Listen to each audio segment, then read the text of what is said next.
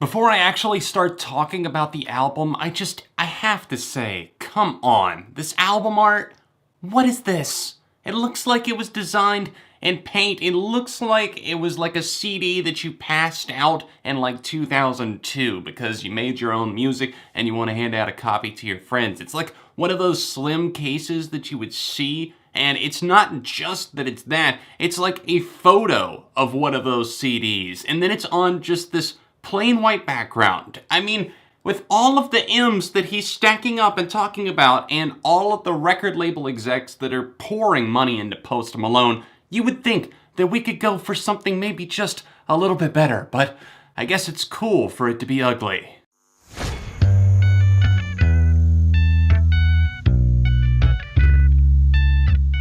What's up everyone, John from ARTV. It's time for a review of the highly anticipated, one of the biggest albums of the year for sure, album by Post Malone. A musician, a rapper, an alternative hip-hop artist. I'm not exactly sure what to call him because he's kind of a singer, he's kind of rapping sometimes, and he just is kind of, not in his own lane, but he definitely is doing his own thing. Anyways, this long-delayed, I suppose, album is called Beerbongs Bentleys, and it was teased a couple of times throughout last year. He's been mentioning it for over a year at this point. I think he first mentioned the name in February of 2017. There was a big debacle when he went on the H3 podcast and kind of jokingly said that it was coming out December of last year, and then he obviously didn't follow through on that and said, you know, I'm still tweaking the album, there's still more to come. And then finally, he drops the 18-song project on April 27th.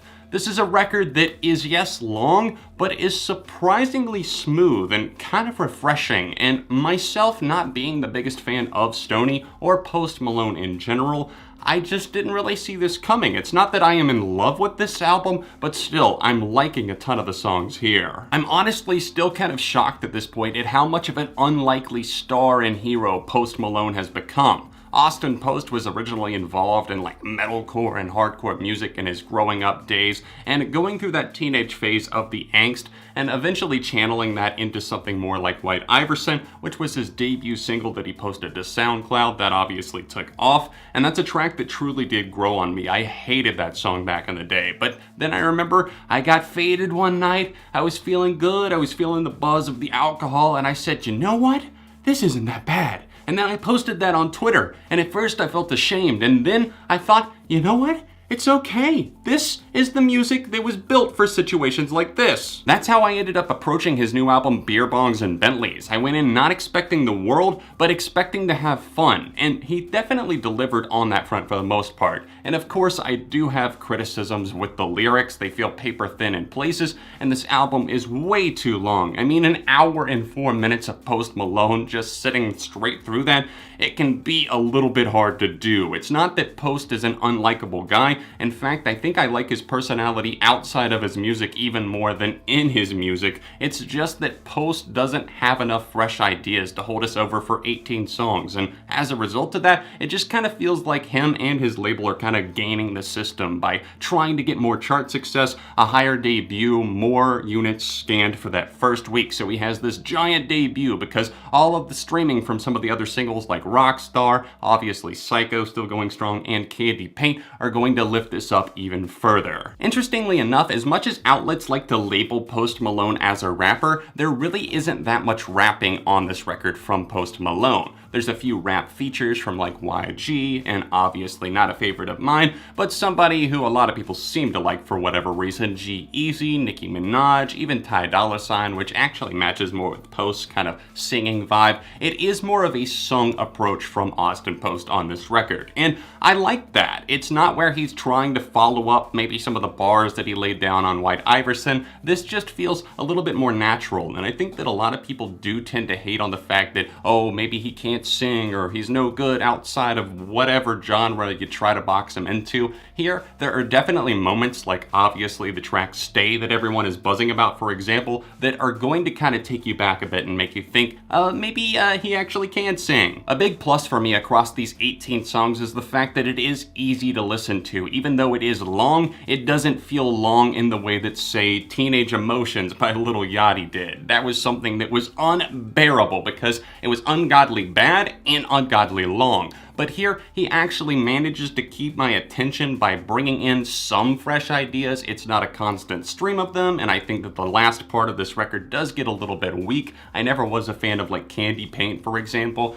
but there are tracks placed all throughout to really keep things a little bit different, and it kind of continuously shifts between genres and moods without really throwing off the listener all that much from the vibe. Past relationships are a big theme on this record, and ex-girlfriends that were very materialistic. And it's a little bit ironic that Post brings that up because obviously I think he's very aware of the fact that he is materialistic too. He talks about his fancy cars, his chains, his grills, really anything fancy that you can imagine, lavish. He's got it or else wants it or is going for it. But I think the way that he calls it out here is in a little bit of bitterness, and I think it's a little bit of self-aware bitterness too. Some of the tracks like Rich and Sad kind of talk about the fact that maybe he felt taken advantage of in places by someone that used to be in a relationship with them. And then on the track Over Now in particular, I really sense some anger in his vocals. It's very passionate, and this track comes across so fervent because it really strikes somebody down, puts them in their place, and I love the kind of skittering versus almost real drumming that comes across on this track. Maybe a little bit of that guitar that you can hear popping up in the background, and a deeply rooted bass. A great track overall, and one of the most engaging that I've heard from Post to this point in his career. Better Now is destined to become a top 10 hit, and deservedly so. The song is catchy and fervent as hell, and once again kind of details some past relationships, and the fact that he's kind of flexing now at this point, trying to get this girl's attention, realizing that it's probably not going to happen. He really doesn't even want it to happen, but he also wants her to know that he's doing well, and while that's not a new thing to hip-hop or whatever genre Post is in at this point anyways, it's still something that comes across fresh because of the way the production is handled. Prepare for Post to take you all in the feels with a 3-track stint that lasts all the way from Otherside up until Blame It On Me. And those 3 stacked back to back, I do see progress, and that is something where he's actually able to kind of tell a story instead of just jumping around randomly. That is one complaint that I do have with Post, because some of these bars and metaphors and that sort of thing, they seem like they're just dropped for no reason. But on these 3 tracks here, he's able to stay pretty coherent,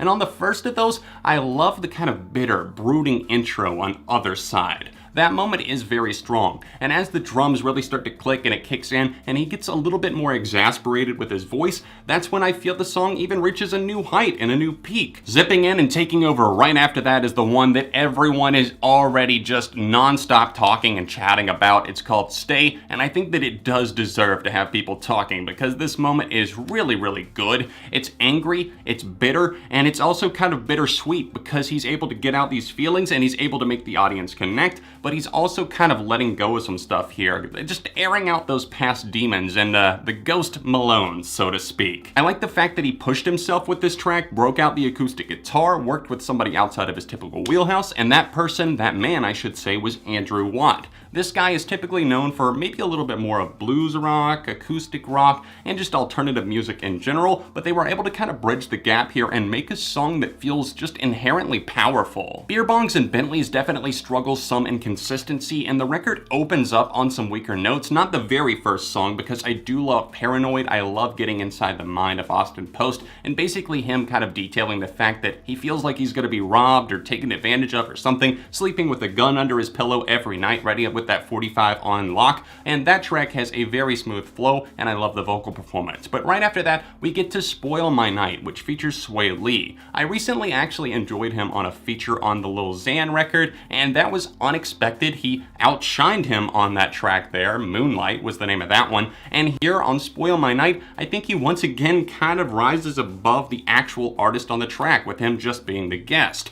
Now, I've never considered myself a Ray Shrimmer or a Sway Lee fan in the past, but with these recent features, I'm kind of reconsidering. I like the flow and the beat and the style of this track, but Post just comes across so goofy on this one, even talking about her beautiful boobies with some girl that he noticed in the club.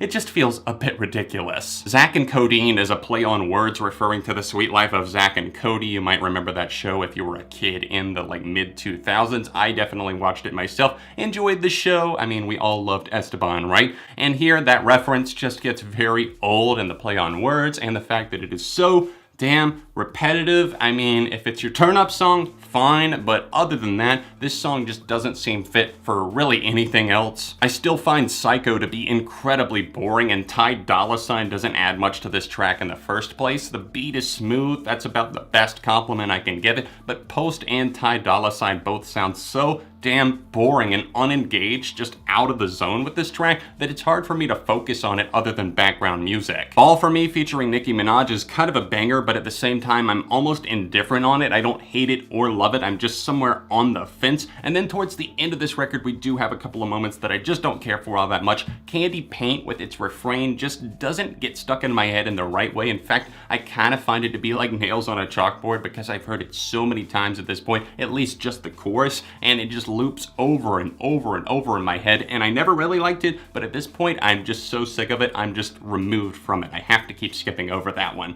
And then it closes out on a reference to Sugar Ray's hit song Fly, and it's obviously titled Sugar Wraith, a play on words there once again. Shouts out to Anthony Fantano on that track, The Needle Drop, which I found to be kind of insane. It's just crazy how much music criticism is kind of blown up to the fact that people like Post Malone will put him on an album and name drop, but this track unfortunately just didn't feel that good overall. The mechanics felt off, the way that it's built from the ground up. It just feels unstable, a little bit flimsy to me. One last thing I wanted to mention, I really do like the Jonestown interlude, the way that it talks about and refers to the Jonestown massacre, which I think that you know with the Drink the Kool-Aid reference exactly what happened there. It was a horrible tragedy, a cold occurrence, and the way that this track builds up, it has this brooding guitar, and the way that it just has this atmosphere that just kind of expands, and then it ends on that just shrill, and you think it's about to go into something else, but it's stuffed in between two just candy sweet tracks, and that's really odd to me. I don't like that. It's in between Same Bitches, which I cannot stand. Do not like that track whatsoever. I cannot stand G-Eazy's feature on it.